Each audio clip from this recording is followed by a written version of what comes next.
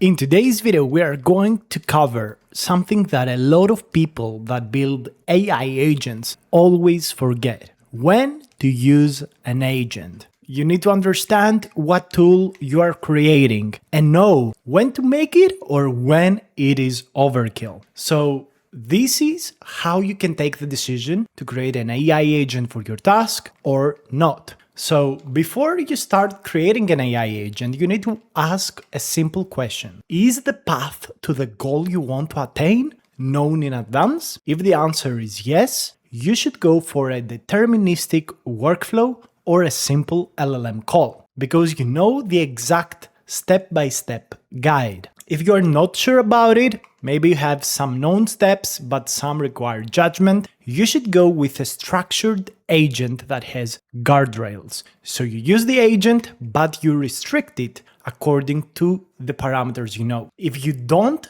have the path to the goal, you don't know it, then go ahead, make an agent with tools and let the agent follow a path, find the path to attain your goal. There are very strong use cases. For example, let's say you want to do multi-step research and analysis. For that, you would need to gather some data, usually from multiple sources. You then need to synthesize and cross-reference everything you find from these sources and finally produce a structured report. So why would you use an agent there? The steps may vary according to the query. If you search for cooking, you will go to different sources. If you search for coding, you will search somewhere else. The two research requests don't always follow the same path. The agent adapts. However, in the case of customer support automation, you want to understand the customer's request, look up their account history, and then take an action and generate a response. Again, in this case, the customer requests may vary too much, and the agent will be able to handle that variability.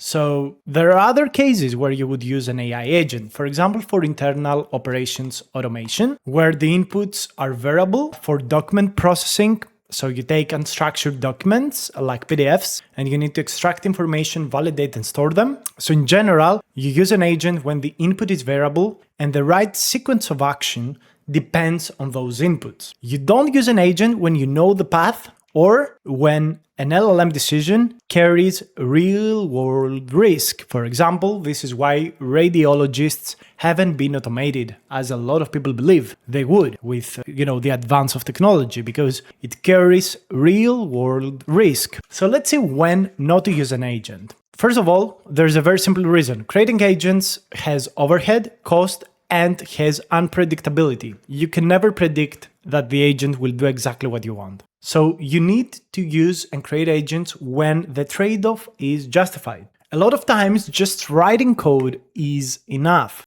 So let's say you want to validate an email, convert the file format, calculate a date. You can do it in Python. You know it will work. You will test it out. It's good. It's fine. You can use a direct LLM call for that or a simple function. Workflows are a lot safer. You know each step and you can handle it perfectly. You could have, of course, agents there as advisors, but the workflow as a workflow, you know the steps. There is an issue with LLMs as well because they add uncertainty. They're non-deterministic. In a lot of cases, you could use if-else decision trees, like have logic gates of what happens and when. And in many cases, especially with GUIs, you can have like boxes. So when a box is selected, something happens. When another box is selected, something else happens. Not everything needs to be text and free, string format that LLMs are handling.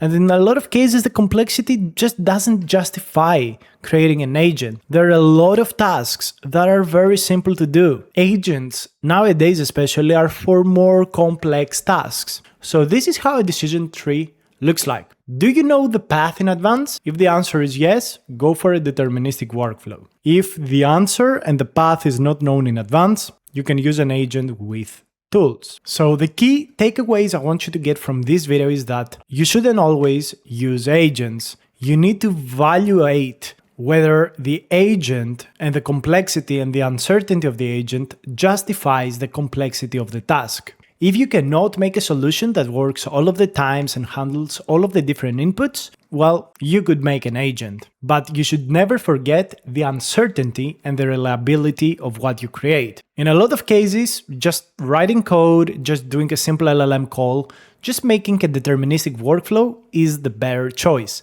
especially in real-world tasks that carry significant risk. Agents make mistakes, and you always need to remember that. So even if you make an agent, try to make deterministic guardrails, make guard legs for the agents so you reduce that risk of causing harm. And one more thing that you should remember, try to design great tools instead of many tools. Begin with a small set of well-defined tools and expand only when a new tool will give you a new capability that you need. So with that, let's move forward into this amazing course.